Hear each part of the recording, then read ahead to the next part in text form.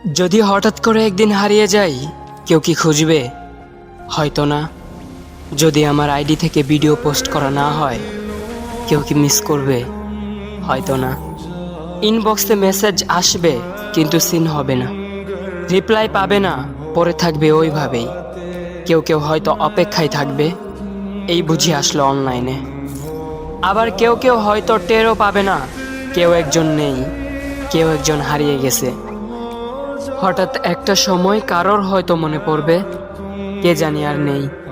কষ্ট করে নামটা সার্চ করবে, পুরনো ভিডিওগুলো দেখবে আর ভাববে হুট করে কোথায় চলে গেল। আবার কেউ কেউ হয়তো একদিন দুই দিন না পেয়ে ফ্রেন্ড লিস্ট থেকে আনফ্রেন্ড করে দেবে। যখন আমি থাকবো না, তখন আমার স্মৃতি কারোর মনে পড়বে, হয়তো পড়বে, আবার হয়তো পড়বে না। তবে হারাতে হবে, হারাতে হয়, হারিয়ে যাওয়াই নিয়ম। পার্থক্য একটাই, কেউ আয়োজন করে হারায় আর কেউ হুট করে হারায়। আমি না হয় হুট করেই হারিয়ে যাব।